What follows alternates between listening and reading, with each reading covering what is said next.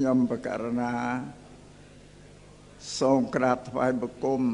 សម្ដេចជាអម្ចាស់សម្ដេចព្រះមហាសុមេធាធិបតីគតិបណ្ឌិតអំលឹមហេងសម្ដេចព្រះសង្ឃនាយកនៃប្រជាណាចក្រកម្ពុជាជាទីសក្ការៈសូមគោរពអង្គសន្និបាតដោយសរុបសេចក្តីឲ្យខ្លីក៏ឲ្យវែងពេករវល់គោរពអស់4-20នាទីយកប្ររពសេចក្តីថាសូមគោរពអង្គអនុសង្ឃវចរៈមហាសន្និបាតនេះមន្ត្រីសង្ឃប៉ុន្តែសូមហាមឲ្យហើយនិយាយទៅលើសលោះអីកុំមកខាត់អត់ឈប់ទេ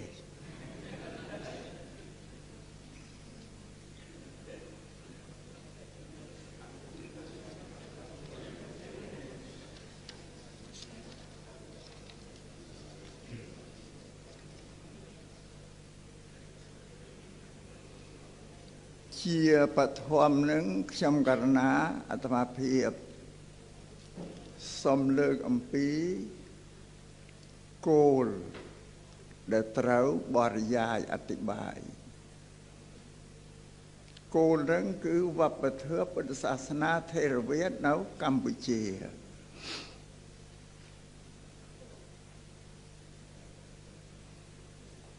ខ្មែរយើងអត់យល់សំបីតពាក្យថាវប្បធម៌ក៏អត់យល់ដែរយល់សម្រាប់តែបានព្រះសង្ឃអ្នកបួសខ្លះក៏យល់ខ្លះក៏នៅតែមិនយល់ទៀតបើផ្នែកក្រហមក៏អត់យល់ដែរ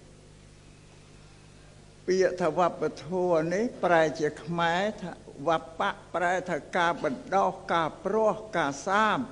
បណ្ដោះពូជវប្បៈណានេះព្រះពុទ្ធសាសនាទៀត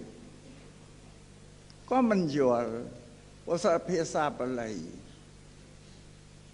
សួរញោមញាតិពុទ្ធបរិស័ទពុទ្ធសាសនាសួរទៅពុទ្ធសាសនាជាអ្វីអត់ដឹងយ៉ាងសួរទៅកំហុសអានេះមកពីណាថាមកពីយើងលោកសង្ឃណៃអត់ដែលបានពយល់បរិស័ទនិយាយអាងតែខ្លួនឯងយល់ចាតែនិយាយទៅអត់ដឹងថាបរិស័ទអត់យល់ដូចពាក្យថាពុទ្ធសាសនាពុទ្ធសាសនានឹងប្រែទៅថាជាពាក្យទូនមានព្រានប្រដៅរបស់លោកអ្នកត្រាស់ដឹងចា៎ខ្មែរណាដែលដឹងថាពាក្យទូនមានព្រានប្រដៅរបស់ពុទ្ធ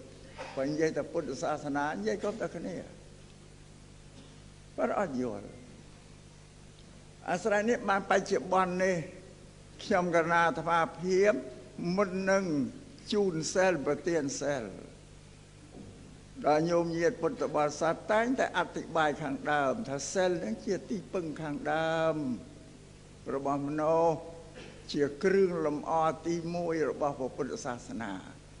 ជាមេត្តារបស់កល្យាណធម៌ទាំងឡាយជាប្រមុខរបស់ធម៌ទាំងពួងព្រោះហេតុនោះបុគ្គលក៏បីជំរះសែលឲ្យបរិសុទ្ធប្រកាសប្រាប់អញ្ចឹងខាងដើម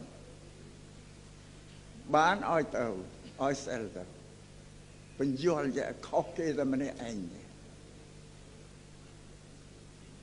ដែលយល់ថាបរិស័ទនឹងអត់យល់ថាសែលនឹងនិយាយធ្វើឲ្យមាននេះអត្ថប្រយោជន៍យ៉ាងម៉េចអត់ដឹងទេវាខ្មែរយើងប្រើ3ភាសាហៅត្រៃភាសាសំស្ក្រឹតផងបាលីផងខេមរៈភាសានេះបូកទៅឡើង3ភាសាដូចភាសាសំស្ក្រឹតនិងបាលីនៅក្នុងភាសាខ្មែរនោះប្រហែល30-40-50%យកមកអានជាខ្មែរទាំងអស់ម្ល៉េះហើយខ្មែរយើងអត់យល់បានខ្ញុំកណាអាត្មាភាពកណាទេសនាប៉ះលើពាក្យបាលីណាមួយតែងតែបញ្យល់ពាក្យបាលីនោះឲ្យបរិស័ទអ្នកស្ដាប់នឹងយល់សិនបានសម្ដែងតិចទៅទៀតដូចជាពុទ្ធសាសនានេះប្រែតាមអត្ថន័យតែពាក្យទូលមានព្រានប្រដៅរបស់លោកអ្នកត្រាស់ដឹងគឺពុទ្ធលោកទូលមានព្រានប្រដៅយ៉ាងហើយ ជាសាសនាថេរវាទនៅកម្ពុជាថេរវាទនេះគឺយើងនោះគោរពទៅតាមដីការបស់ព្រះថេរៈកាលដែលលោកធ្វើសង្ឃេយនាគ្រាទី1មានព្រះមហាកាសពប្រទេសជាប្រធានពុទ្ធដីការបស់ព្រះសម្មាសម្ពុទ្ធសម្ដែងយ៉ាងណាព្រះអរហន្តលោកយកមកសូត្រធៀបគ្នាតន្រឹមគ្នាទៅត្រូវគ្នាអស់ហើយសង្ឃីទេគឺផ្ទៀងធ្វើផ្ទៀងវិន័យពូលកាត់ឲ្យខ្លីៗយ៉ាដើម្បីកុំឲ្យស៊ីពេលយូរខ្លាចគេមកខាត់ចារៈទៅគេហៅថាថេរវាទវិញនៃកាយដែលគូនឹងថេរវាទគឺអាចារ្យវាទមហាយានពួកនឹងគឺបែកចេញពីក្រោយដែលពុទ្ធបរិនិព្វានទៅគេយល់ថាពុទ្ធដីការបស់ពុទ្ធនេះតាំងតែងណាមកមនុស្សអ្នកបដិបត្តិនោះមិនសូវបដិបត្តិបានទេគេកែគេសរសេរបន្ថយទៅដូចជាអាហារមួយថ្ងៃ3ពេលណាគេអាចធ្វើចំនួនជួញប្រែអីបានបើកហាងធ្វើរោងចក្រអីលក់ដូរបាននឹងពួកអាចារ្យវិហារបែកចេញពីក្រោយពុទ្ធបរិនិព្វានមកដល់យូរទៅคล้ายទៅលោកសង្ឃខ្លះមានប្រព័ន្ធក៏បានជាធូរទៅទៀតព្រះអាចារ្យវិហារនេះមានឈ្មោះ3អាចារ្យវិហារ1មហាយាន1ឧត្តរនិកាយ1ឧត្តរនិកាយគឺតាំងនៅភាគខាងជើងនៃប្រទេសឥណ្ឌាមហាយាននោះគឺគេកែធ្វើវិន័យទៅឲ្យធូរប្រជាពលរដ្ឋនោះស្ដាប់បានចូលចិត្តច្រើនដោយបរិភោគអាហារមួយថ្ងៃ3ពេលឯជាដើមនោះពួកយើងនេះគេថាហេនយានយើងមិនបានតាំងឈ្មោះខ្លួនយើងទេគឺពួកមហាយានគេឲ្យឈ្មោះយើងគេថាយើងនៅតាំងតែនេះឈ្មោះ3ម្នាក់ឈ្មោះអាចារ្យវិទ្យមហាយាននិងឧត្តរនិកាយសម្រាប់យើងនេះគេហៅថេរវាទគឺយើងគោរពបដិបត្តិទៅតាមព្រះថេរៈដែលសង្ឃេយនាហ្នឹង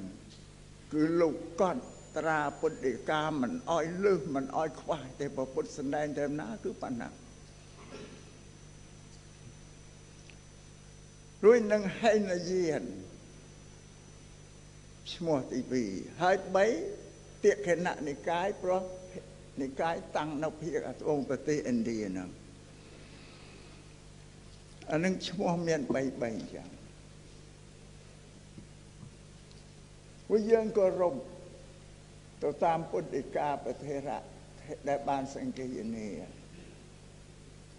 ប៉ុន្តែមានអីភិក្ខវន្តសក្ខីភិក្ខវន្តមនីប្រហែលជាពុទ្ធត្រាស់ក្រោយទៀត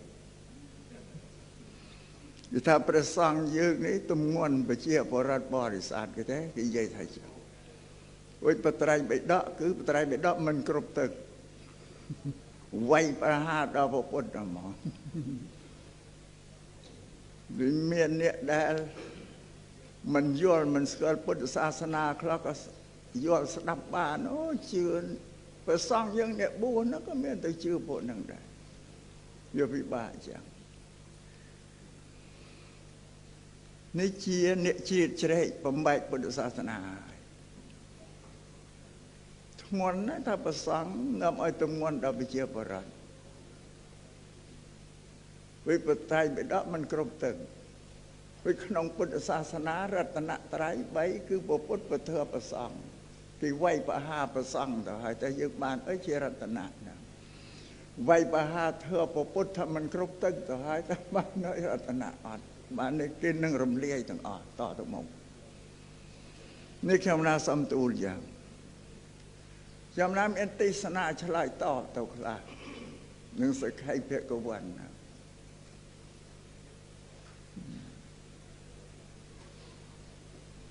រួយ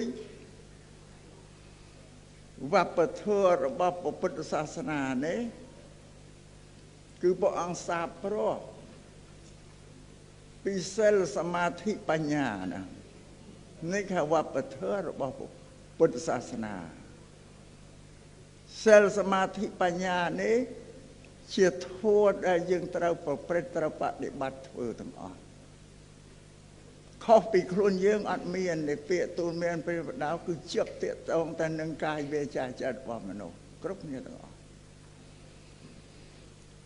យើងពោលថាសិលសមាធិបញ្ញាប៉ុន្តែនៅក្នុងធម្មចក្រកបវត្តនសូត្រលោកសំដែងពីអថង្គិកមៈទាំង8នោះលោកយកបញ្ញាមកដាក់មុនបានសិលបន្ទាប់មកបានសមាធិក្រោយវាផ្ទុយអញ្ចឹងសួរថាម៉េចបានព្រះអង្គលោកសំដែងថាអញ្ចឹង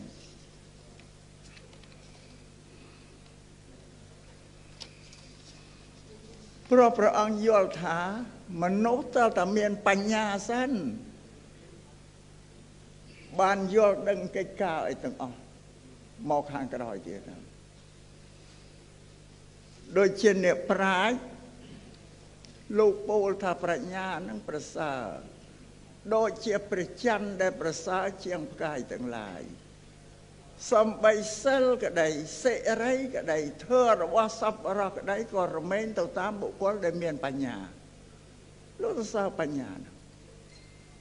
បើមិនមានបញ្ញាมันអាចរក្សាសិលបានមិនជ្រះថ្លាទេ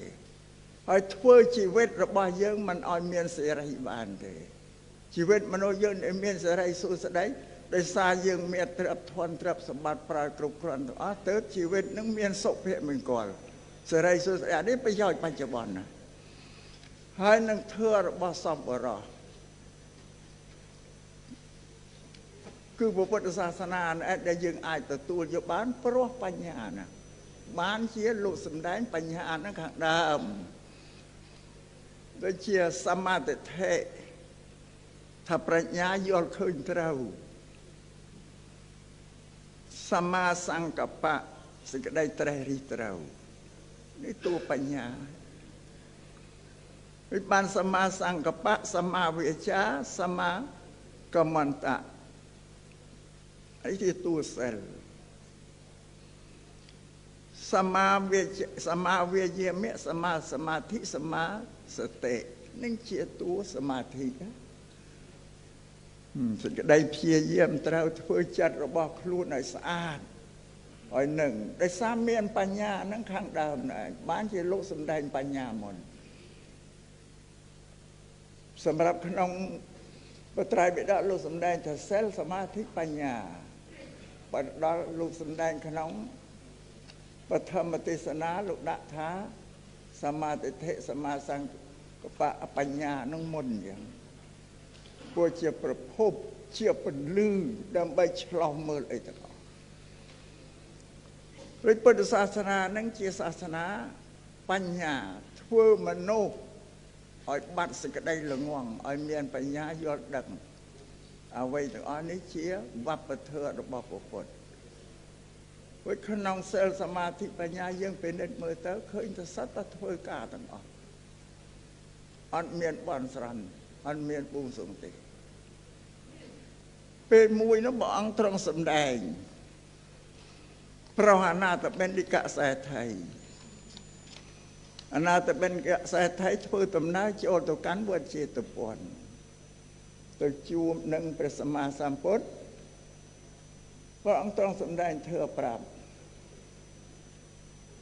ធម្មនាលកហបតីអនាថបិណ្ឌិកសេដ្ឋីធ្វើ5យ៉ាងជាទីប្រាថ្នាជាទីត្រេកអរជាទីគប់ចិត្ត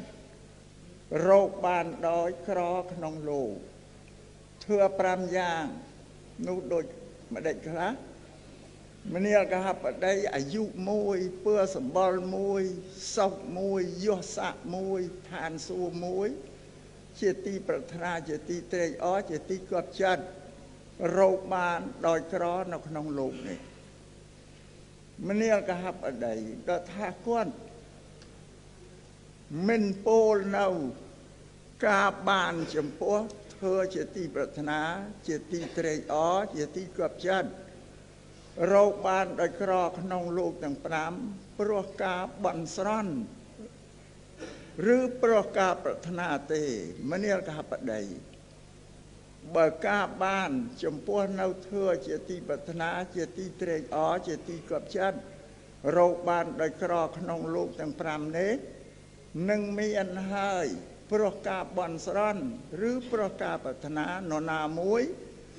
ក្នុងលោកនេះអាចញ៉ាំងនរណាឲ្យសាបសូន្យបានទៅ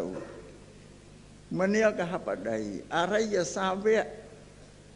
អ្នកប្រាថ្នានៅអាយុអ្នកប្រាថ្នានៅសម្បល់អ្នកប្រាថ្នានៅសុខអ្នកប្រាថ្នានៅយសអ្នកប្រាថ្នានៅឋានសួគ៌មិនគួរបន់ស្រន់ឬមិនគួរត្រេកអរនឹងអាយុនឹងសម្បល់នឹងសុខនឹងយសនឹងឋានសួគ៌ឬក៏ហេតុតែអាយុហេតុតែសម្បល់ហេតុតែសេចក្តីសុខហេតុតែយសៈឬក៏ហេតុតែឋានសួគ៌ប្រការបន់ស្រន់ទេបងសម្ដែង5យ៉ាងអ្វីទាំងអស់ទាំង5យ៉ាងនេះបានពីការយើងធ្វើគ្រប់គ្នាទាំងអស់បានន័យថាពុទ្ធសាសនាជាសាសនាដែលបង្រៀនឲ្យមនុស្សធ្វើការក៏ប៉ុន្តែអ្នកកាន់សាសនាមិនយល់ព្រោះនៅតែបន់ស្រន់ណាមិនឈប់អត់ឈប់នេះពុទ្ធិកាប្រោហណាតបេនិកសេដ្ឋីថាមិនបាននិសកាបន់ស្រន់ទេបានឯការធ្វើអ្នកណាអ្នកធ្វើតាមមនុស្សព្រោះព្រះអង្គទូលមានព្រាហ្មណ៍ដៅប្រុសមនុស្សណែនាំមនុស្សតាអានេះវប្បធម៌របស់ពុទ្ធសាសនារួយពាក្យថាវប្បធម៌នេះមានវប្បធម៌របស់ពុទ្ធសាសនានិងវប្បធម៌របស់ជាតិកុំឲ្យច្រឡំគ្នាមួយវប្បធម៌របស់ពុទ្ធសាសនាគឺព្រះធម៌ព្រះវិន័យដែលព្រះសម្មាសម្ពុទ្ធទ្រង់សម្ដែងទុកឲ្យយើងបដិបត្តិជាមេគាពីវប្បធម៌របស់ជាតិយើងអានោះវាផ្សេងថាប្រពៃណីវប្បធម៌ដូចជាប្រពៃណីរបស់ជាតិរបស់យើងមានពាក្យថាពុទ្ធសាសនានិងខ្មែរពាក្យថាពុទ្ធសាសនាគឺមានបត្រៃបិដកជាគោលនិងខ្មែរគឺបុព្វការីបុព្វបរោះអ្នកប្រាជ្ញយើងលោករៀបចំតុបតែងឡើងឧទាហរណ៍សម័យព្រះសម្មាសម្ពុទ្ធព្រះអង្គគង់នៅអត់មានសមាទានសិលអត់មាននមស្ការសមាទានសិលអត់មានយកបាតទៅដាក់លើតុហើយយើងដើមគ្នាដាក់បាតដាក់បាយហ្នឹងពេលប្រសងសូត្រអភិធម្មអត់មានទេគ្មានទេមានប្រសងបែកបាតទៅកាន់ភូមិដើម្បីនឹងសមអាហារគេអានឹងអាចជាវប្បធម៌របស់ជាតិដែលដូនតាយើងបង្កើតសួរថាយើងគួររក្សាគួរកាន់ទេថាយើងគួរអានឹងប្រត្រឹមត្រូវដូនតាលោករៀបចំឲ្យសមរម្យស្អាតល្អពីសម័យពុទ្ធអត់ទេណាអត់មាននមស្ការសមសិលទេអ្នកដែលជ្រះថ្លានឹងពុទ្ធនិមន្តពុទ្ធទៅទទួលផាត់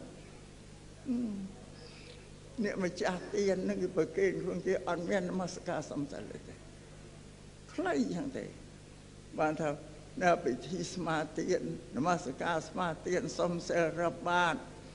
ប្រសងយើងសូត្រអភិធម្មដាក់បាតនឹងឧទាហរណ៍ដូចជាមានសាកសពអនិច្ចកម្មទៅមាននិមន្តប្រសងទៅអភិធម្មមេតិកាឲ្យក្នុងបេដកអត់មានទេនឹងបុព្វការីទេយើងរៀបចំតែគេហៅថាខ្មែរហ្នឹងអានឹងប្រពៃណីសួរតើយើងគួរលុបចោលយ៉ាងម៉េចទេអានឹងត្រូវតែរក្សានេះសូមឲ្យអង្គសន្និបាតយល់អំពីពុទ្ធសាសនានិងខ្មែរក៏បបរោរៀបចំល្អដល់ទីច្រើនណាស់លើតែប៉ុណ្ណឹងមកជាឧទាហរណ៍ទូលឲ្យជ្រាបចឹង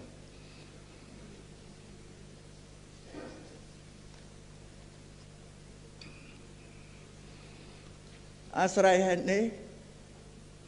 ពុទ្ធសាសនាជាសាសនាបង្រៀនឲ្យយើងធ្វើការតែសមឲ្យយល់ចឹងកុំឲ្យទៅអាងឲ្យដទៃទៀតបច្ចុប្បន្ននេះញោមញាតបរិស័ទយើង ជ្រែងគ្នាកាន់ពុទ្ធសាសនាផងមានលទ្ធិដទៃនឹងចូលមកផង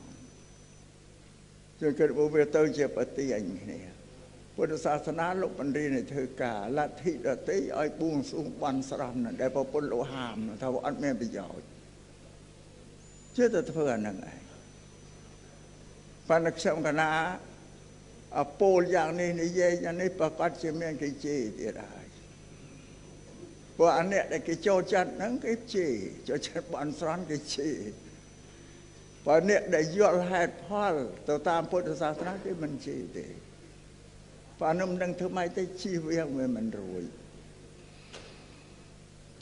ប៉ុន្តែខ្ញុំណាមិនខ្លាចទេណាជេរដល់ឲ្យទៅបាននាំយកពុទ្ធវាទមក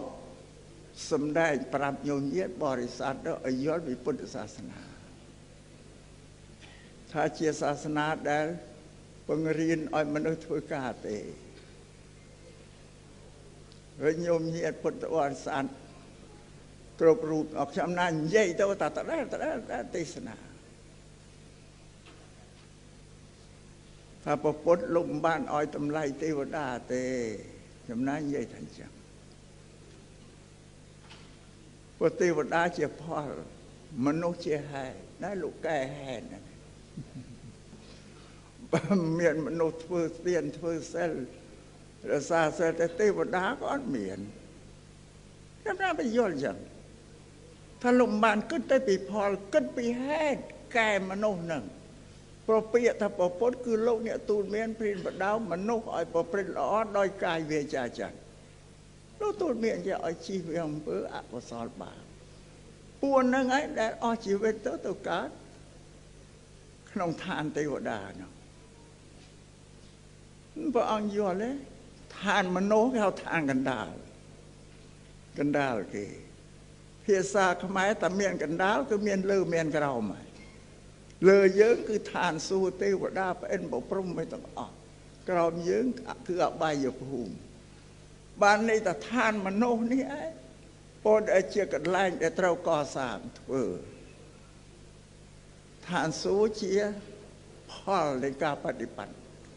នរកក៏ជាអំពើទុច្ចរិតដែលមនុស្សធ្វើគឺមនុស្សអាចទៅឋានសួគ៌ក៏បានទៅអបាយភូមិក៏បាននេះព្រះសម្មាសម្ពុទ្ធលោកសម្ដែង5ជា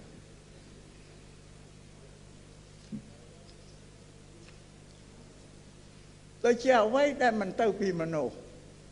ព្រះអង្គមើលឥឡូវទេវតាហៅកម្មៈឆកម្មៈវិចរសួរ5ជាទៅពីមនុស្សយើងនេះពោលដែលជាកម្មវិចរច័ន្ទហ្នឹងមនុស្សយើងប្រកបដោយ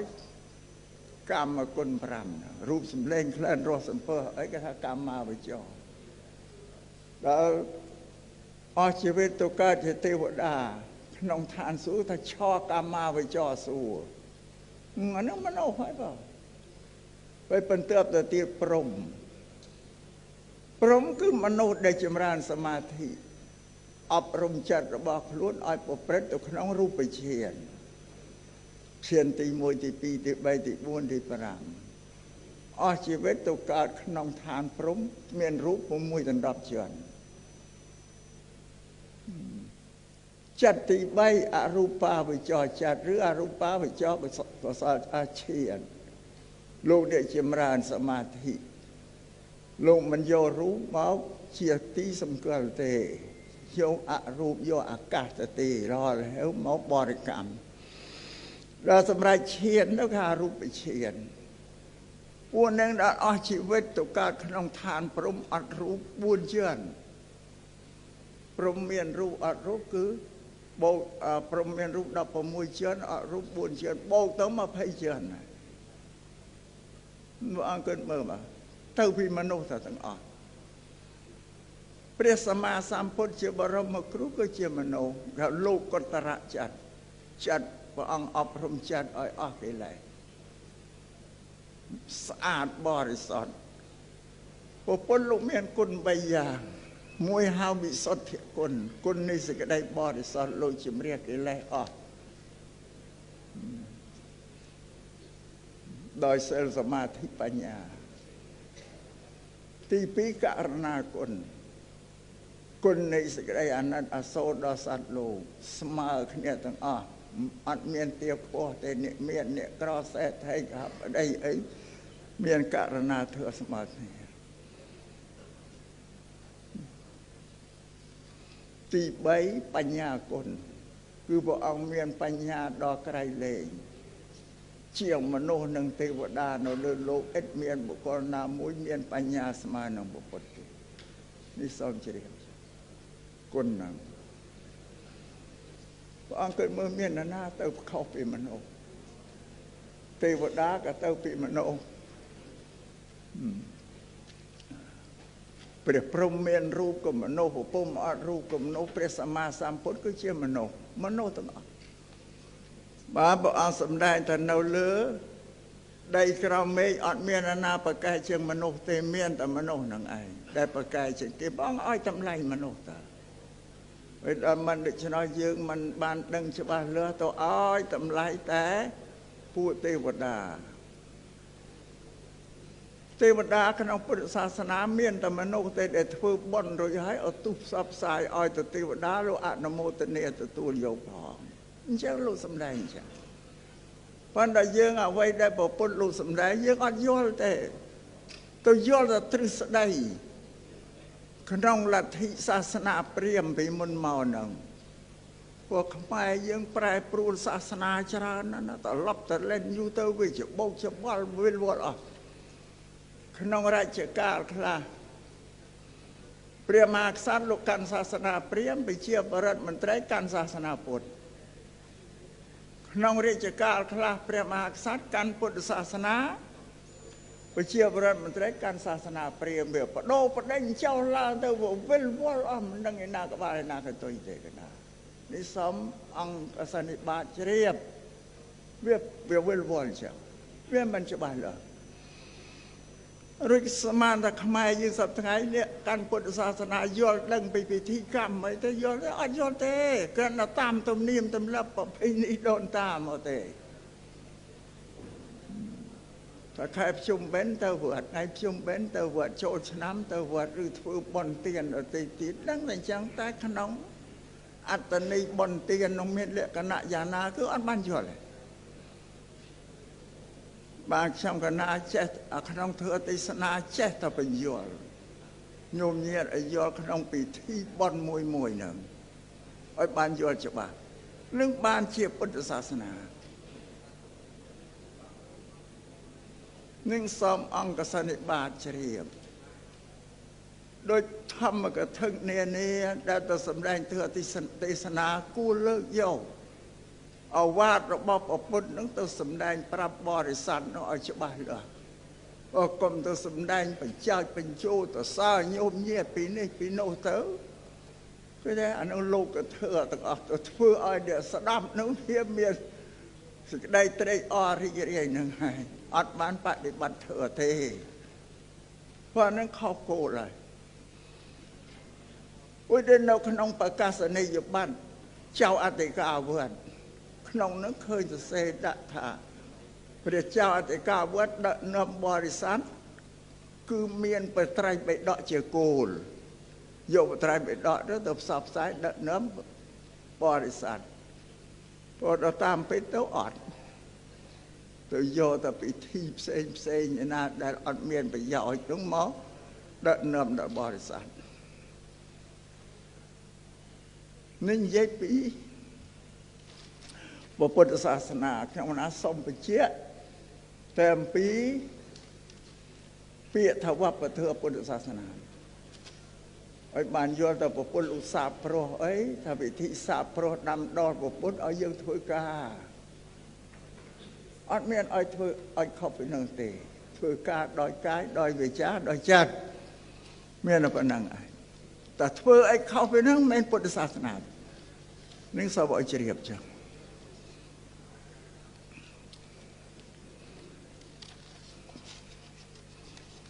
ដោយព្រះសម្មាសម្ពុទ្ធព្រះអរហន្តទាំងឡាយឃើញទេ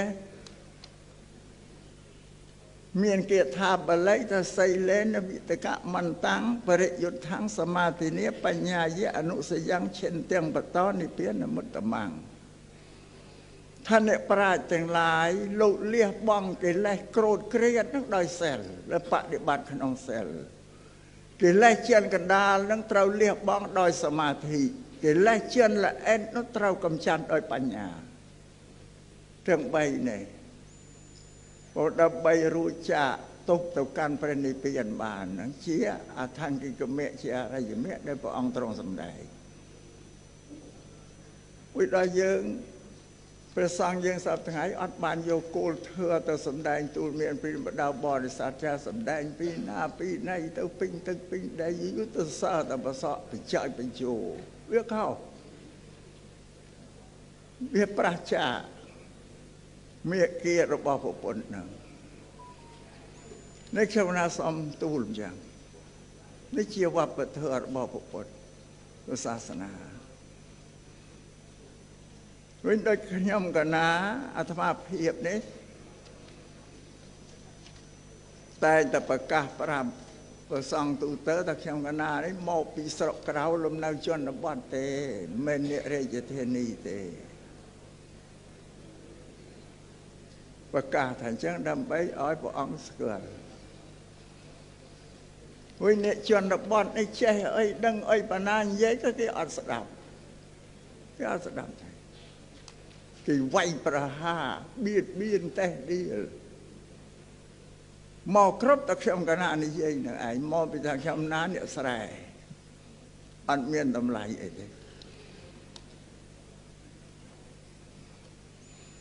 ដូចជាខ្ញុំកណានិយាយ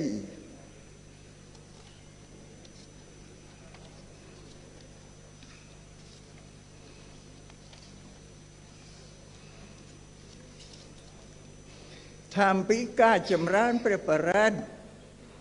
ក្នុងរាជពិធីយើងចម្រើនអត់ត្រូវទេចម្រើនខុស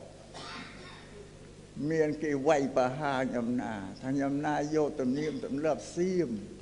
យកមកសាប្រោះនៅក្នុងព្រះរាជវាំងខ្មែរគេវាយប្រហារចឹងខ្ញុំណាមានសំអាងគ្រប់គ្រាន់ដែលសម្ដែង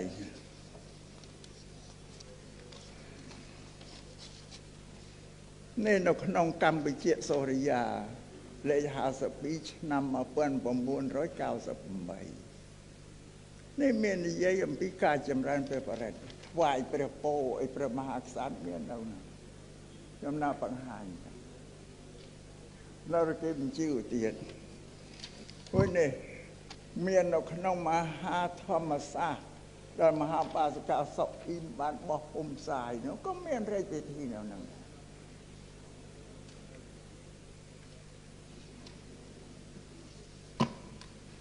បានមានលោកអាចារ្យ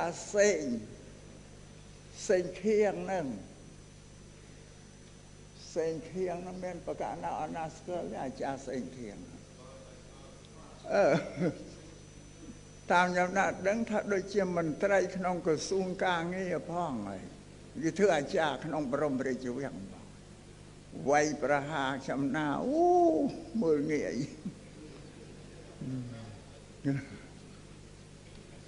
វិខ្ញុំកណានេះមនុស្សចាស់អាយុជាង80ទៅហើយឆ្លងកាត់5សង្គមហើយរាជានិយមសាធារណរដ្ឋកម្ពុជាប្រជាធិបតេយ្យរដ្ឋកម្ពុជាឆ្វែលដល់មករាជានិយមពេញបានតែមនុស្សចាស់នេះមិនមែនចាស់កំរិលចាស់កំរក់ទេមិនចាស់ក្នុងទីមស្រាទេមិនចាស់ក្នុងល្បែងការ៉ាអូខេទេចាស់នេះសំវិជ្ជា5ចាស់ចាស់នេះគឺចាស់ប្រធាចាបើពលខ្លៃដូចជាមនុស្សបាតសង្គមហើយពួកខ្ញុំកណាបួសតាំងពីឆ្នាំ1962មកសកលសម្ដេចអគ្គសង្ឃរាជសម្ដេចអគ្គសង្ឃរាជទីវងលោកបួសមុនហើយសម្ដេច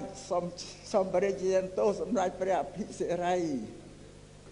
ព្រះសង្ឃរាជខាងគណៈធម្មយុត្តសំទោសលោកចាព្រោះសម្ដេចអភិសិរីនេះនៅពីក្មេងរៀនជាមួយគ្នាសាលាបឋមសិក្សាវត្តបរណាជួបខ្ញុំណាលោកនិយាយតែលោកប្អូនខ្ញុំណា2ឆ្នាំ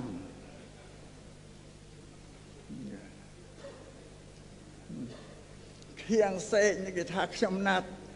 ថាលោកសូត្រខោមានចង់សម្ដៅទៅលើសម្ដេចអភិសិរីនិងសម្ដេចមហាសង្ឃរាជទេពវង្សខ្ញុំណាតែទេអត់បានថាទេថាទៅលោកគេសូត្រខុសបើខ្ញុំណាសំណុំប្រវត្តិសម្ដេចអភិសិរីមហាសង្ឃរាជខាងធម្មយុត្តនេះ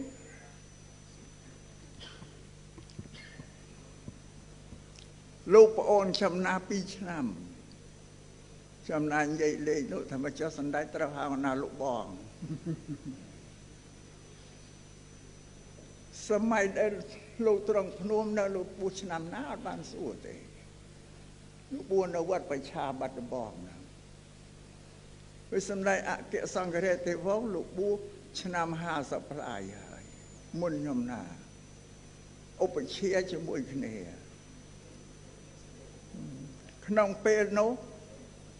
សម្ដេចព្រះមហាសង្ឃរាជទាំងពីររូបនេះជាភិក្ខុសាមញ្ញសុទ្ធសាធអត់មានណាស្គាល់ទេ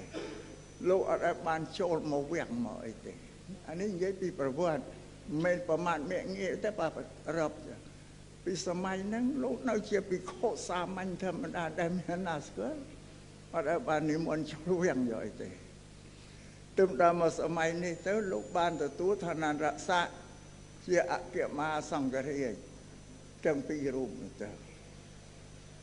វិញបានគេថាខ្ញុំណានេះតើខ្ញុំណានេះធ្លាប់បានចូលវាំងដែរនេះអីនេះសេងអីនេះសេងខៀងហើយសេងខៀងណាខ្ញុំណាពិតមែនមិនបានចូលវាំងតែខ្ញុំកណាសិក្សារៀនសូត្រដឹងច្បាស់ព្រោះខ្ញុំណាស្រឡាញ់ពុទ្ធសាសនារៀនពុទ្ធសាសនាតាំងពីមុនបួសពីមុនបួសរៀនពុទ្ធសាសនាខ្ញុំណាបានចេះបានដឹងវិពិធីចូលវាំងនេះខ្ញុំណារៀនពីគ្រូធម្មានុវត្តបុត្រងុយលោកគ្រូសូត្រស្ដាំវត្តពិភេធារាមលោកនិមន្តចូលដើមបានលោកសូត្របល័យថ្វាយព្រះពោប្រកាសណានឹងឲ្យស្ដាប់នោះណាក៏ចង់ចាំទៅរៀនបានពេលម្យ៉ាងទៀតធ្លាប់បានស្ដាប់សម្ដេចមហាសង្ឃរាជជួនណាតលោកចម្រើនព្រះបរិញ្ញនៅក្នុងព្រះបរមរាជវាំងយ៉ាងម៉េចខ្ញុំណាចាំបានចម្រើនព្រះបរិញ្ញនៅក្នុងព្រះបរមរាជវាំង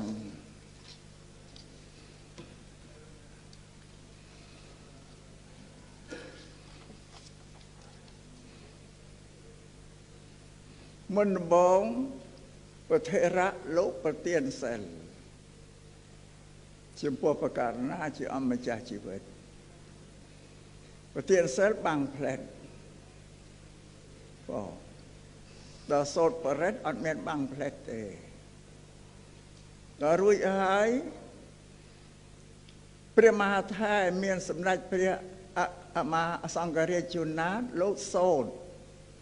បល័យខាងដើមសូត្រសរជាងសូត្រតែមួយអង្គឯងទេសូត្រសរជាង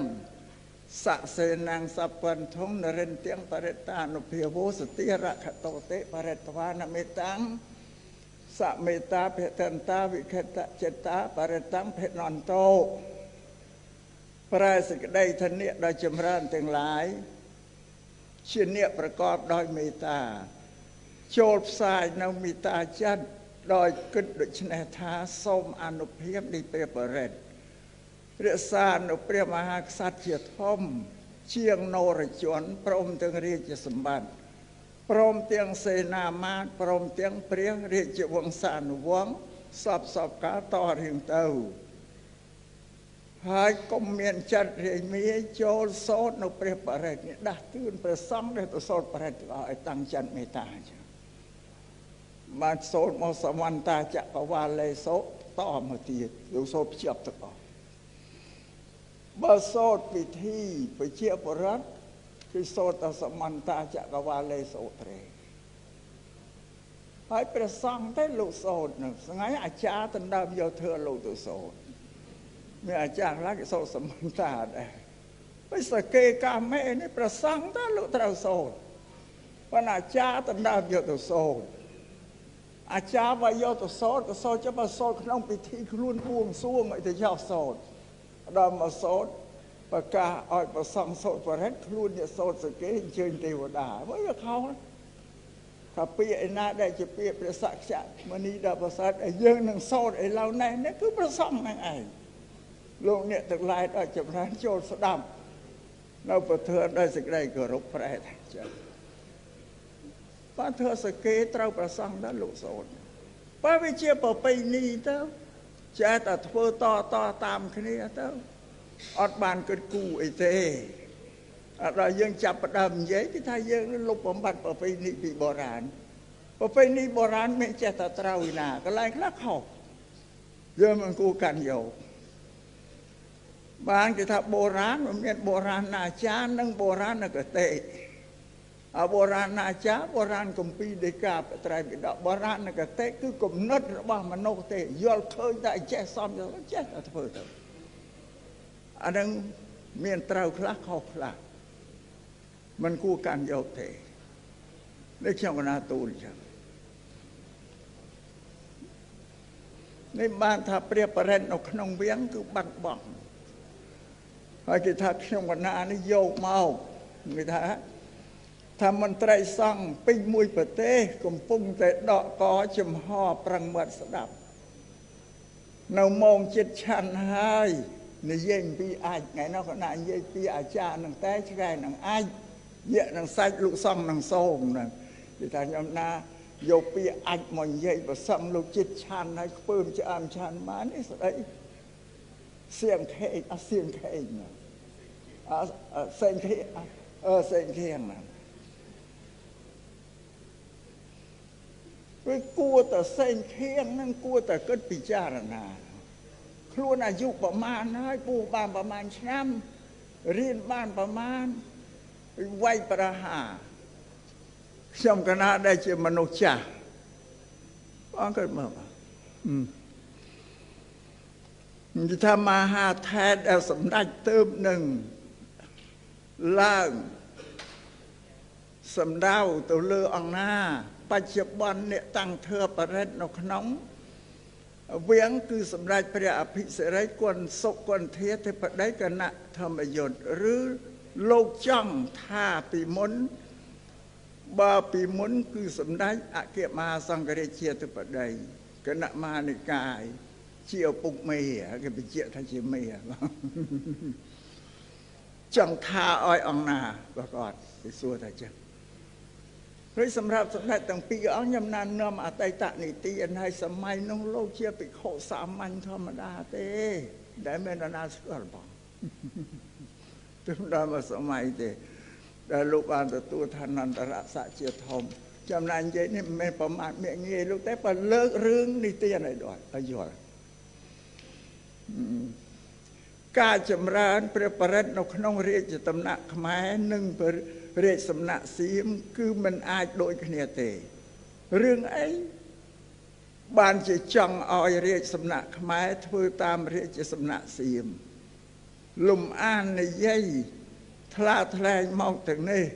ក្នុងចំណោមបណ្ដានៃសង្ឃគ្រប់និគមគឺជាវិធីសៀមធ្វើបច្ចុប្បន្នមិនមែនប្រកាសថាជាទំនៀមខ្មែរពីមុនសង្គ្រាមទេមុនសង្គ្រាមតើសម័យខ្លួនបានចូលវាំងទេនិយាយអំណាចថាពីមុនសម័យខ្លួននឹងបានចូលវាំងទេសម្ដេចសៀងខេងនិយាយសិតតែខ្លួនអត់មានគោរពអីទេនេះគិតមើលរហូតដល់មកនាំយកបរិត្តនៅក្នុងវាំងឬបានដឹងថាវាំងសូត្រកខកោខងោមកពីសៀមហើយសូមកុំឲ្យយកទំនៀមសៀមមកឲ្យវិលវល់នៅក្នុងព្រះបរមរាជវាំង គិតមើលបាទគួរតែសិក្សារៀនសូត្រពីមនុស្សចាស់ដល់មកខ្ញុំណាតាខ្ញុំណានេះអ្នកស្រែទេតែនិយាយអីក៏គេមើលងាយដែរដាក់ខ្លួនទេដោយស្អីស្ទៀងខៀងនេះមើលងាយពេញក្បាល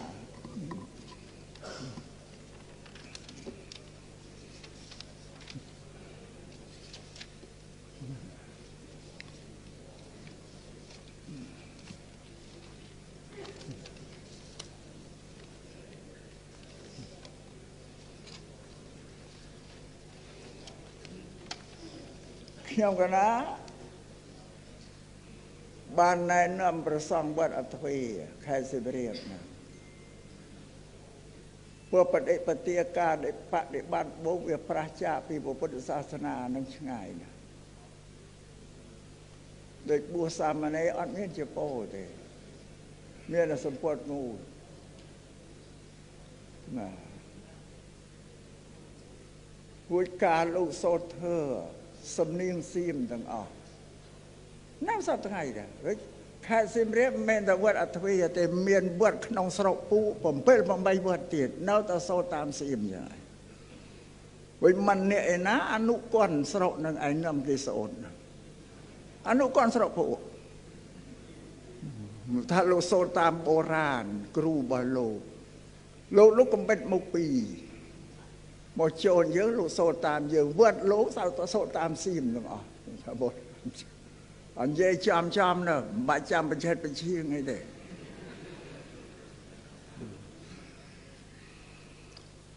ប៉ុន្តែមិនបានណែនាំដែលប្រសងវត្តអធិននាំលោកមកណែនាំទៅពីការក្រងចៃវរអីឲ្យត្រឹមត្រូវថាក្រែមត្រូវនេះកែងដៃឆ្វេងវាឲ្យជាជីវបិទបាំងដៃឆ្វេងមិនឲ្យនៅស្មាកណ្ដាលវាទេត្រូវអាបត្តិទុកគាត់និយាយពីវិន័យប្រាប់លោកវិញនិយាយពីអានធ្វើសូត្រធ្វើកាលណាវាខអក្ខរាវិរុទ្ធសទ្ធិលជាតិនិករុលហុតិខរសាអីវាត្រូវអាបត្តិទុកគាត់រើតែខុសហ្នឹងឯងពុទ្ធលោកគៀបសង្កត់ចឹងដើម្បីកុំឲ្យពូពីខូនប្រហែសធ្វើសូត្រធ្វើវាខអក្ខរាវិរុទ្ធអត់ដូចសង្ហាយើងមើលសំបីតសូននមោទសាស្ដាប់មកមែនតែណាសូត្រត្រូវប្រមាណតែលោកសង្ឃក៏សូត្រខុសដែរនមោតាសភគវៈតោអរហតោសម្មាសម្ពុទ្ធយមើសម្មាសម្ពុទ្ធផ្សេងជាអ្នកតម្រួតថាសម្មាសម្ពុទ្ធត្រូវអាបត្តិនឹងប្រមាណទៅក៏ខុសហើយយើងកែតម្រង់លោកចឹងពេលលោកទទួលយកបានទៅវិញលោកកែប្រែយ៉ាងទៅធ្វើតាមយើងណែនាំលោកទទួលយកបានសាមណេរលោកឲ្យមានជាពោមកឲ្យប្រែជាពោបានទៅលោកទទួលយកបានប៉ុន្តែមានអបសក់មួយនឹងខាងបុរាណវិទ្យាហ្នឹងក្មេងធ្វើការអាញាធោអប្សរាឈ្មោះអីចាឈ្មោះអ៊ីអឿនសអីយកភ្លេចឈ្មោះ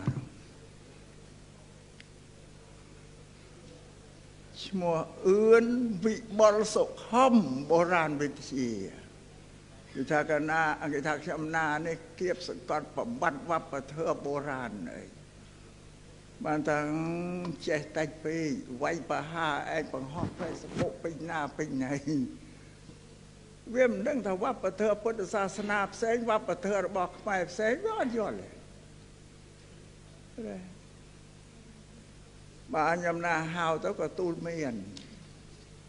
បញ្យល់5ហ្នឹង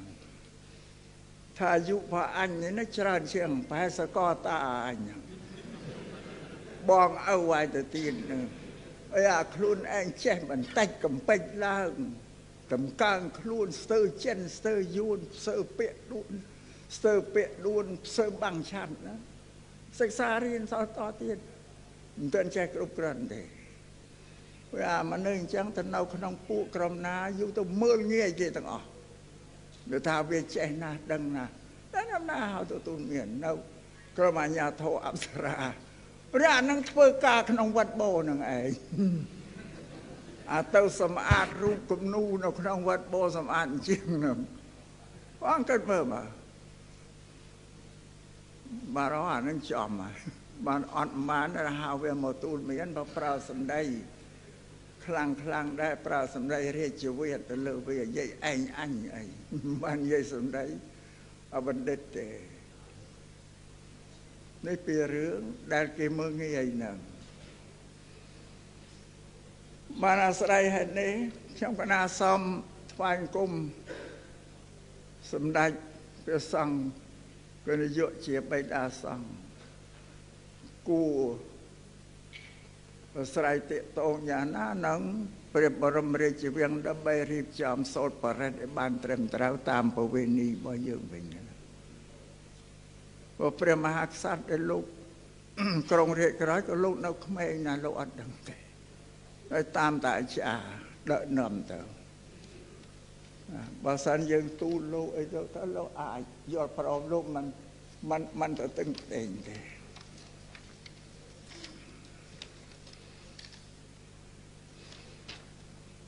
នេះព្រះអង្គឯកសារនៅក្នុងកម្ពុជាសូរិយាណា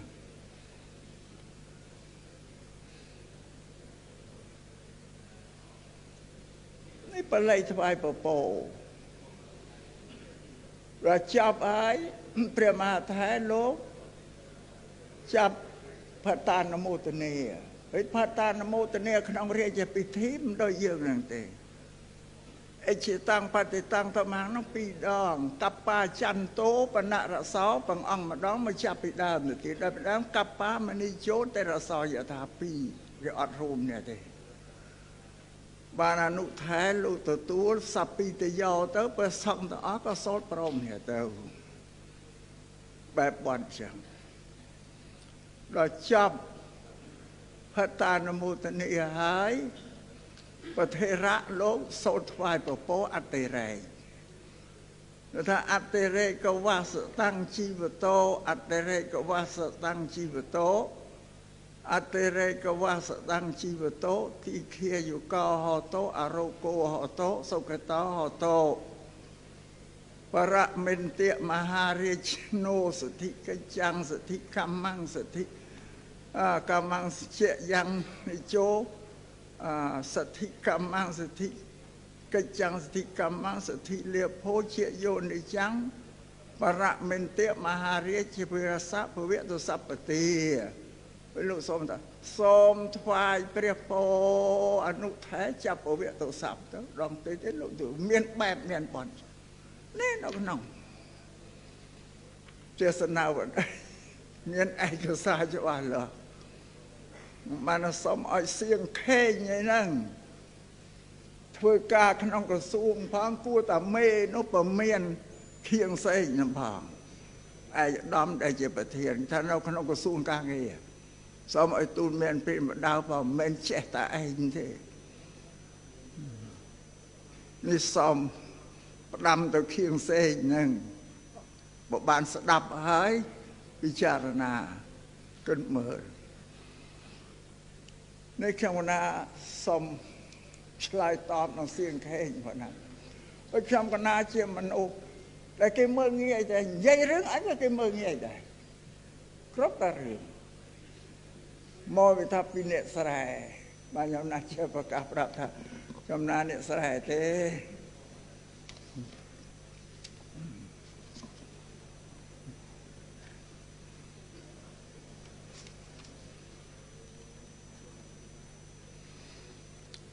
វិញម្យ៉ាងទៀតសំទូលពីរឿងអាណានិគមរបស់សៀម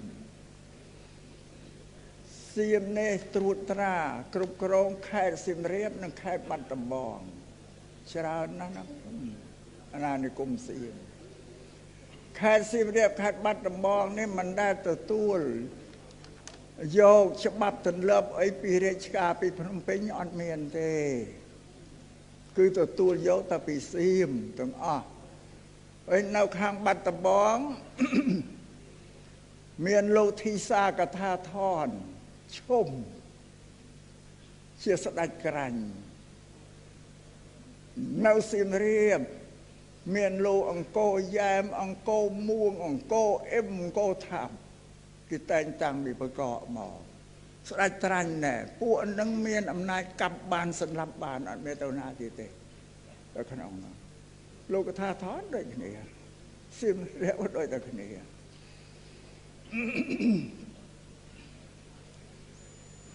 ក៏រំងាការអីទៅទទួលពីបង្កកតែពីសៀមរាបទៅបង្កកទៅ400គីឡូទេសម័យហ្នឹងទៅទទួលងាការអីជិះទៅតម្រៃបរទេសទៅទេដូចជាមន្ត្រីសង្ឃក្នុងខេត្តសៀមរាបក៏រំលោកមាន2នៅអ៊ីវ៉ាន់អង្គរណោះវត្តអង្គរខាងត្បូងឈ្មោះព្រះសុមង្គលវត្តអង្គរខាងជើងឈ្មោះព្រះសីលាចារ2អង្គចាសម្ដេចដល់រើរុះ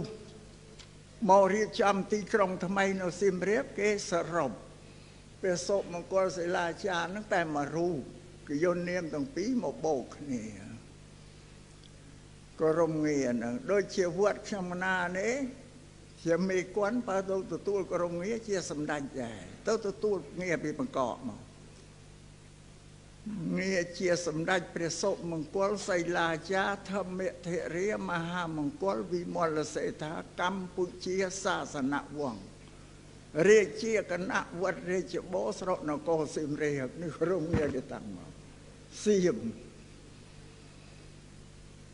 បាននៅសៀមរាបបាត់ដំបងនៅក្រៅអាណានិគមរបស់សៀមយូរតែតាំងពីថ្ងៃទី11ខែមីនាឆ្នាំ1941ភាគីបារាំងព្រមប្រគល់ទឹកដីខេត្តបាត់ដំបងទាំងមូលខេត្តសៀមរាបទាំងមូលមួយភាគធំលើកលែងតែស្រុកពូតំបន់អង្គរស្រុកសូត្រនិគមស្រុកជីក្រែងខេត្តកំពង់ធំភាគខាងជើងស្រុកជាំខ្សានស្រុកឆែបសប្តាហ៍ថ្ងៃស្ថិតនៅក្នុងខេត្តព្រះវិហារនិងទឹកដីខេត្តស្ទឹងត្រែងមើលជួតដល់ទីនោះបើនៅបានបន្តិចតិចបើសៀមរាបបាត់ដំបងបានពេញទាំងអស់ប៉ែកខាងលិចទន្លេមេគង្គទាំងអស់ដែលសរុបទាំងអស់មានទំហំប្រមាណជា60000គីឡូម៉ែត្រការ៉េគឺស្មើនឹង1/3នៃផ្នែកប្រទេសសប្តាហ៍ថ្ងៃតាមការទៀមទារបស់ថៃទន្ទឹមគ្នានេះដែរប្រជារាស្ត្រខ្មែរប្រមាណកន្លះលានក៏ធ្លាក់ទៅនៅក្រោមការគ្រប់គ្រងត្រួតត្រារបស់រដ្ឋរាជរដ្ឋាភិបាលសៀមដែរនៅឆ្នាំ1945ជប៉ុនចាញ់សង្គ្រាមត្រូវបារាំងគៀបសង្កត់ឲ្យប្រគល់ដើមដីមកវិញតែរហូតដល់ខែវិច្ឆិកាឆ្នាំ1946ទើបសៀមព្រមប្រគល់ដីឲ្យទៅនោះមកវិញចំណាកើត1942សៀមប្រគល់ឲ្យមក1946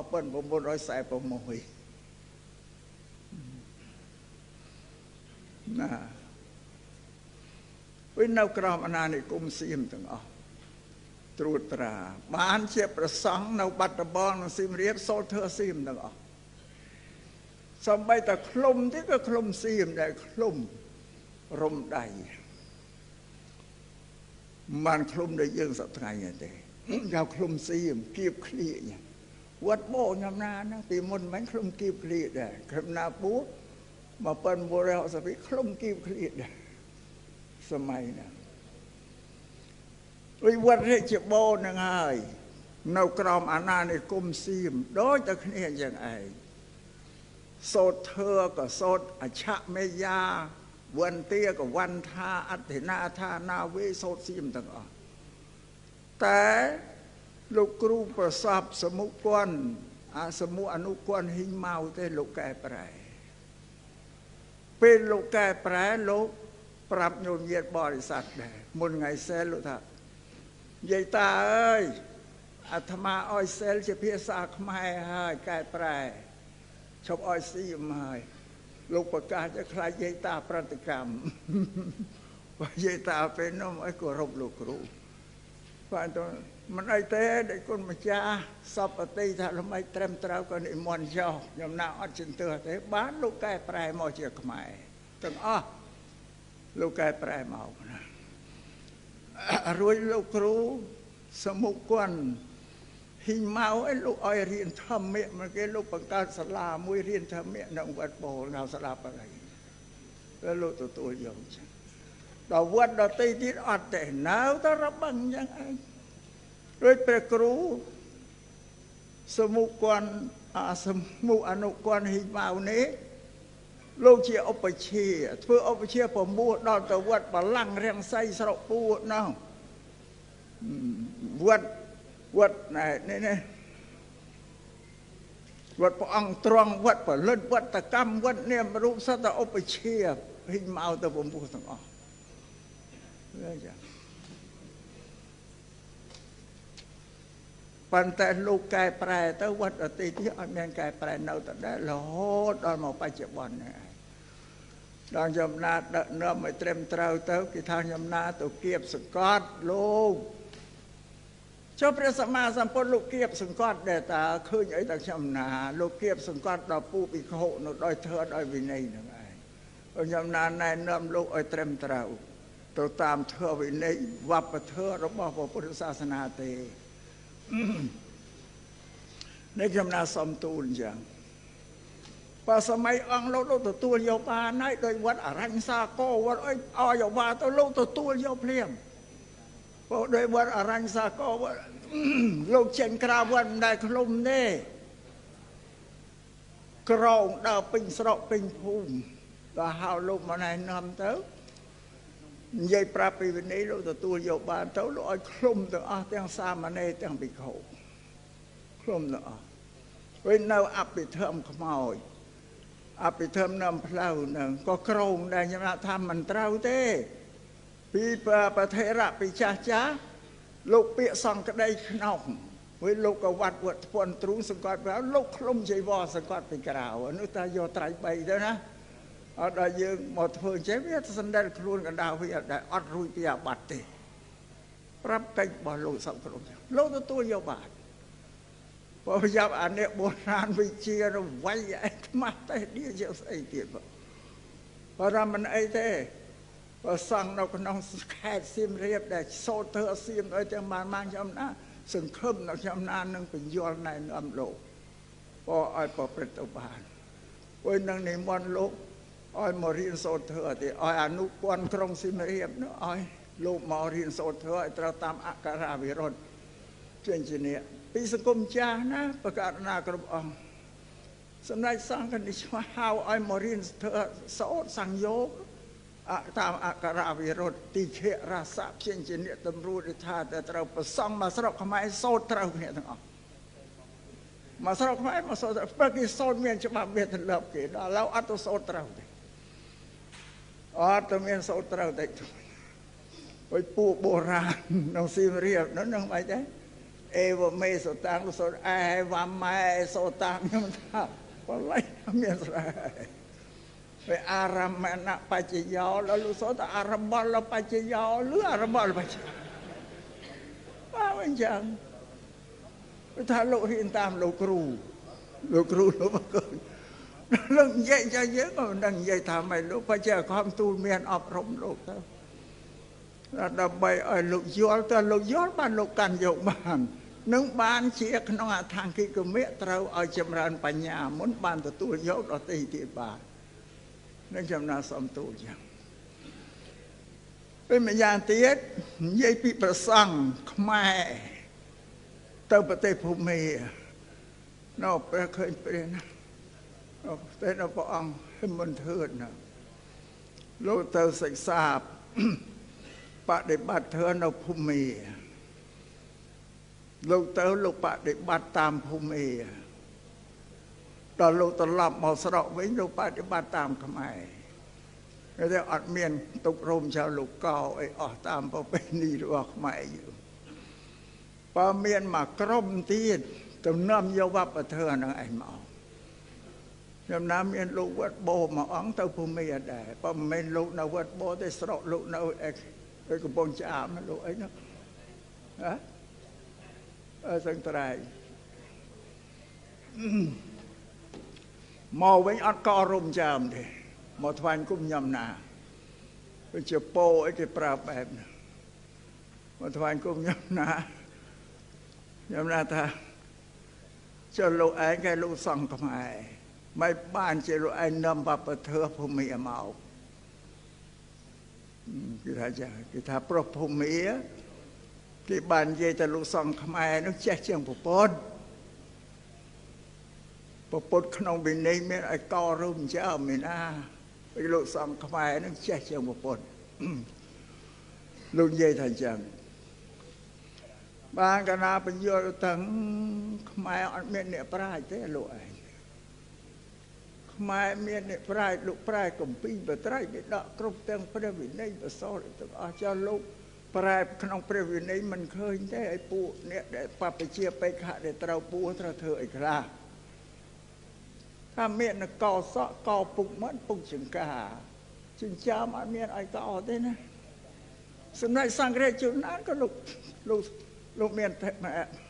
ព្រះបន្ទូលរឿងហ្នឹងដែរតែថាក្នុងវិន័យគ្មានឲ្យកោទេរំចាំប៉ុន្តែយើងគិតថានៅតែនឹងទុកធ្វើអីវាជាចន្លោះពុទ្ធបញ្ញត្តិពុទ្ធិអនុញ្ញាតផងយើងអាចធ្វើបានដើម្បីឲ្យស្អាតល្អអង្គខ្លះដែលរំចាំแล้วខ្មៅក្រាស់ខ្មៅមើលទៅដូចឆ្កែភ្នែក4ព្រះអង្គមើលមែនទេមើលដូចឆ្កែភ្នែក4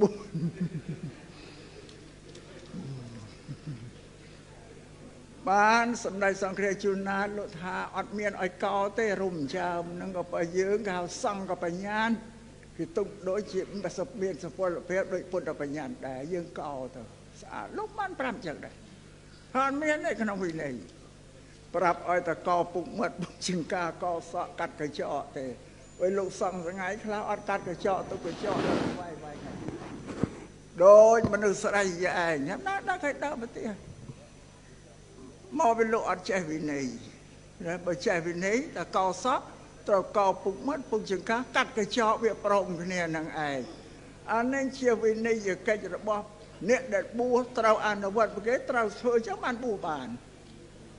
តែត្រូវបដិបត្តិមុនគេណាបើឡើងវាចេះតែទៅ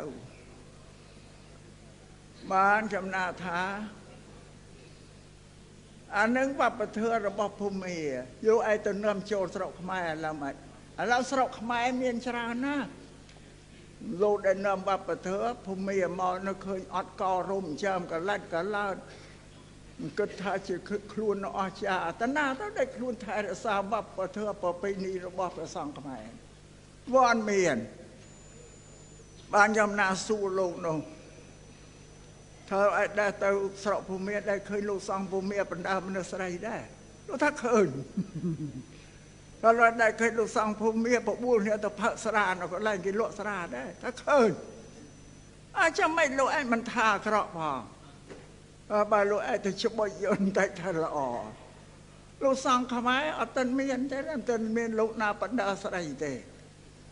ឲ្យគេឃើញទេលោកសង្ឃភូមិបណ្ដាស្រីដាក់បងវិញនាំគ្នាទៅផឹកស្រានៅកន្លែងហាងគេលក់ស្រាទៀតមិនល្អទាំងអស់ទេណាកន្លែងដែលល្អកន្លែងដែលមិនល្អគឺអសូវអង្គឲ្យមិនទៅលំមុនទៅសិក្សាវិបស្សនានៅភូមិណាកន្លែងដែលអាក្រក់ជាងយើងទៅទៀតសប្តាហ៍ថ្ងៃនេះពួកអ្នកដែលនាំវប្បធម៌ឥណ្ឌាមកវប្បធម៌ភូមិមកស្រុកខ្មែរនេះកាន់តែច្រើនហើយធ្វើតគ្នារៀបអនុសង្ឃវជ្ជរៈដាក់ចោលមកទៅសុំឲ្យប្រសង់ខ្មែរនោះកោរុំចិញ្ចើមកុំទប់នៅតែអត់ស្ដាប់វាមានខ្លះទៅនាំយកបែបបត់ធឿភូមិអនុមកសូលក្នុងចំណោមខ្មែរនេះទៅទៀតអានោះបញ្ហាអញ្ចឹងបាទនឹងទាំងអស់គ្នាហ្នឹងនៅខេត្តណាស្រុកណាគឺនៅលើព្រះមេគន្ធអនុគន្ធនៅឯងអប់រំលោកពេលព្រោះអនុសង្ឃវជ្ជរៈដាក់ចៅហើយនៅលើព្រះមេគន្ធអនុគន្ធនឹងឯងជាពិសេសគឺចៅអធិការវត្តនឹងឯង ត្រូវណែនាំលោកនោះឲ្យប្រព្រឹត្តបដិបត្តិទៅតាមប្រពៃណីពុទ្ធសាសនានៅកម្ពុជាយើងហ្នឹងពីព្រោះព្រះចៅអធិការមេគន្ធអនុគន្ធទាំងអស់ជាសេនាធិការរបស់គណៈសង្ឃនាយកគណៈសង្ឃនាយកលោកមានបានទៅមើលណាលោកដឹងកិច្ចការអីតែពីចៅអធិការអនុគន្ធមេគន្ធអីរាយការណ៍មកលោកបានលោកទទួលយកដឹងពេលដល់សេនាធិការនោះស្ងៀមអន់ល្អលោកទៅមិនដឹងនៅលើយើងអ្នកទទួលកំហុសព្រោះបច្ចុប្បន្ននឹងទៀតសម្ដេចព្រះសង្ឃនាយកលោកបង្កើនការសិក្សារៀនសូត្ររបស់ភិក្ខុសាមណេរនៅក្នុងពុទ្ធសាសនានេះព្រះអង្គយល់ថាការសិក្សានឹងជាឆ្អឹងទ្រូងរបស់ពុទ្ធសាសនាព្រះអង្គមានព្រះបន្ទូលទៅសុំឲ្យបន្ថយវត្តខ្លះដែលមានសំណង់ឲ្យមន្តើមហើយសុំឲ្យផ្អាកប៉ុណ្ណឹងសិនសុំឲ្យគិតពីការសិក្សារៀនសូត្ររបស់ព្រះសង្ឃឲ្យចេះដឹងពីក្នុងវិន័យណាចៅអធិការវត្តឧបជាប្រធេរៈមន្ត្រីសង្ឃតាំងពីថ្នាក់ក្រោមរហូតដល់មកថ្នាក់កំពូលគេហៅសង្ឃបិតាមាននៅឪពុកទេសង្ឃបិតាត្រូវអប់រំឲ្យភិក្ខុសាមណេរនៅក្រមវត្តឲ្យសិក្សារៀនសូត្រឲ្យបានចំណេះចេះដឹងបើបណ្ដោយឲ្យពួកនេះល្ងងខ្លៅទោសអាបត្តិធ្លាក់មកលើអ្នកគ្រប់គ្រងទាំងអស់នេះប្រពុតលោកបញ្ញាគៀបសង្កត់អ្នកគ្រប់គ្រងយ៉ាងទៀតណាក្នុងវិន័យហាមមិនឲ្យយកមនុស្សល្ងងមកធ្វើធំដាច់ខាតអត់បានបើយើងពីអតីតមក20-30ឆ្នាំមុនយើងមានឯណាទោះបីជាមិនចេះដឹងក៏ជាផ្សែផ្សំឲ្យធ្វើចៅអធិការវត្តអីទៅប៉ុន្តែបច្ចុប្បន្នសម័យមានព្រះសង្ឃបញ្ញវន្តសង្ឃច្រើនណាស់បើចាត់ជាគ្រូចៅអធិការជាស្អីសុំឲ្យមានកម្រិតវប្បធម៌គ្រប់គ្រាន់ទៅតាមបែបពុទ្ធសាសនាទើបបានពុទ្ធសាសនានឹងគុំថ្កើងរុងរឿងបានយកតែមនុស្សល្ងងទៅធ្វើដែរអត់ទៅរួចទេទៅមិនរួចទេនេះខ្ញុំណាសុំទូលគ្រប់ព្រះអង្គហើយបើយើងបណ្ដុះបណ្ដាលព្រះសង្ឃឲ្យចេះដឹងដូចជាជួយដល់ប្រទេសជាតិដែរគេថាធនធានមនុស្សធនធានព្រះសង្ឃបើនៅជាព្រះសង្ឃក៏លោកចេះធ្វើចេះវិន័យនាំបរិស័ទឲ្យបដិបត្តិល្អបើសឹកទៅជាកុហកក៏ទៅជាប្រជាពលរដ្ឋដែលមានសមត្ថភាពគ្រប់គ្រាន់កសាងជីវភាពក្រុមគ្រួសាររបស់ខ្លួនឲ្យគុំថ្កើងបានអានឹងវាមានហេតុសាងសាសនាដោយសាងជាតិដែរនឹងខ្ញុំណាសូមទូលប៉ុណ្ណឹង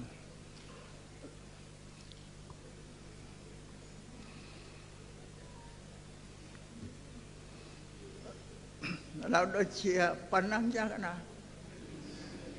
ច្រើនជាងនឹងទីខ្លាចគេមើងងាយទៀត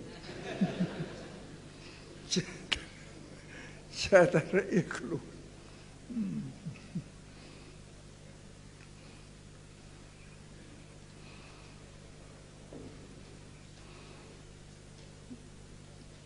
យកខ្ញុំកណាសូម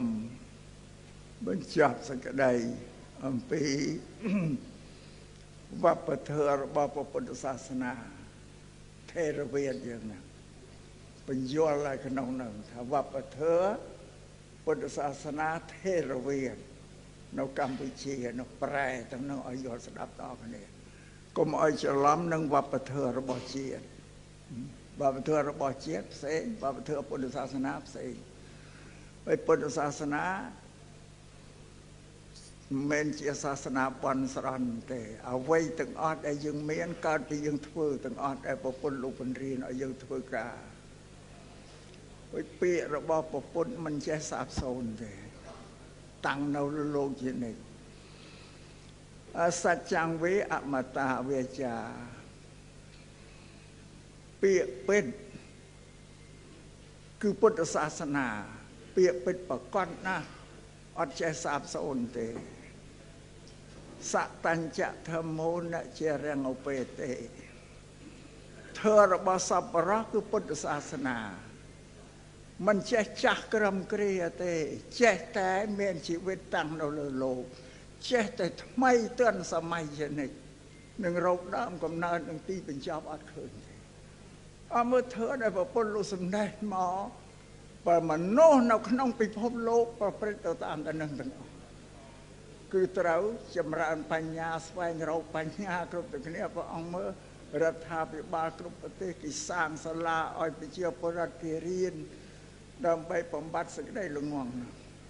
ឲ្យអស់ទៅពុទ្ធិការបស់ប្រពុតឲ្យមនុស្សសំបញ្ញាគឺវាត្រូវទាំងអស់ទាំងពិភពលោកវិញមនុស្សតែមានបញ្ញាឲ្យធ្វើជីវិតរបស់ខ្លួនឲ្យរស់នៅបានល្អប្រសើរសាងសង្គមប្រទេសជាតិក៏ដោយសារបញ្ញាហ្នឹងឯងនេះសូមអង្គអនុសង្វចរៈចាំមនុស្សតែអត់បញ្ញាហើយដោយសត្វដេរឆានព្រះអង្គទ្រង់សម្ដែងថាអ្នកដែលមានបញ្ញាសំបីមិនមានទ្រព្យសោះក៏រស់នៅបានដែរតែប្រពន្ធលោកសម្ដែងពេលសេចក្តីពេញយើងមើលទៅឃើញចឹងអ្នកដែលគេមានបញ្ញាគេយកបញ្ញាទៅរកទ្រព្យរកសម្បត្តិបុណ្យស័ក្តិយកស័ក្តិឲ្យគេបាន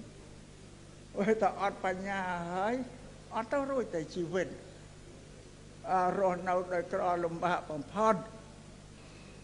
មានរឿងអីកំបាំងព្រះអង្គមើលក្នុងរាជធានីភ្នំពេញយើងឃើញហើយនៅខ្លះ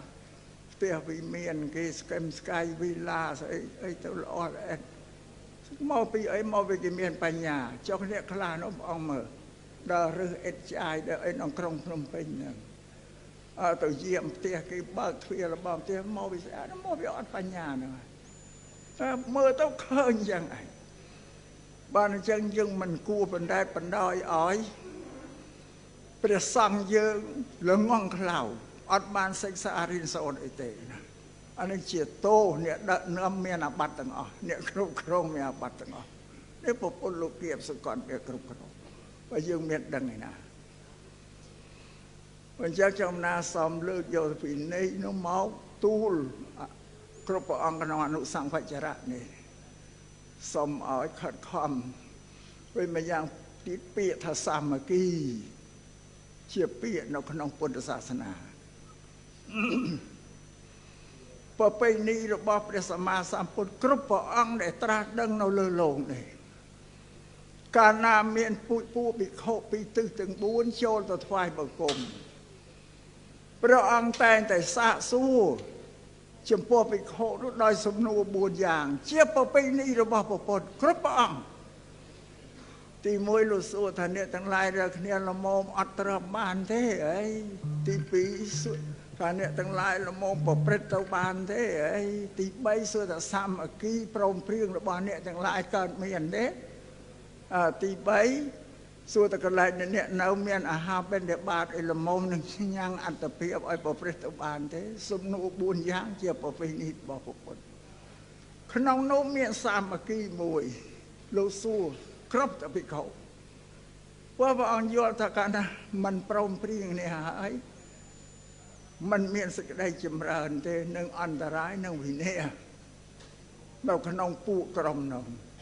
នេះធ្វើសាមគ្គីការរួបរวมគ្នាក្នុងពុទ្ធសាសនានេះជាទាំងហំធំធេងណាស់តែយើងអត់ដែលបានគិតដោយសម្រាប់យើងព្រះសង្ឃនៅក្នុងព្រះរាជាណាចក្រកម្ពុជាត្រូវតែព្រមព្រៀងរួបរวมសាមគ្គីនេះទាំងអស់បងមិនថាអង្គណាទេត្រូវតែព្រមព្រៀងរួបរวมគ្នាទាំងអស់គ្រប់ទាំងអស់ទើបយើងញ៉ាំងពុទ្ធសាសនានៅក្នុងព្រះរាជាណាចក្រកម្ពុជាយើងឲ្យចម្រើនលូតលាស់ទៅបានហើយប្រពន្ធលោកសម្ដែងថាពួកបព្វជិតនិងក្រហមទាំងពីរនេះมันអាចបែកបាក់គ្នាបានត្រូវតែអាស្រ័យគ្នាទៅវិញទៅមកជានិច្ចព្រោះពួកភិក្ខុបានទទួលចៃវរបិណ្ឌបាតសេនាសនៈភេសជ្ជៈដែលជាគ្រឿងកម្ចាត់បងនៅសេចក្តីវិន័យអំពីពួកក្រហមលោកប្រាប់ថាចឹងបើយើងអ្នកបួសនេះកាលណាអត់បច្ច័យ4នេះអត់នៅបានព្រោះនិកាយថេរវាទអត់មានរលបអីបានទេគឺអាស្រ័យជីវិតដោយសារញោមញាតគឺជ្រះថ្លាចិញ្ចឹមព្រោះយើងជាប្រសង្ឃត្រូវផ្ដល់ធម៌ របស់ប្រពុតនឹងសិលសមាធិបញ្ញាទៅឲ្យក្រហមតាមពេលទៅក្រហមមានទានសិលភាវនាដែលត្រូវផ្សព្វផ្សាយធ្វើទៅឲ្យបរិស័ទឲ្យគេយកទៅបដិបត្តិគោរពទៅបរិស័ទនឹងបដិបត្តិបានសម្រេចនៅក្នុងសុគតិនៅក្នុងឋានសួគ៌បានព្រោះព្រះសង្ឃជាសាវកអ្នកទាំងពីរ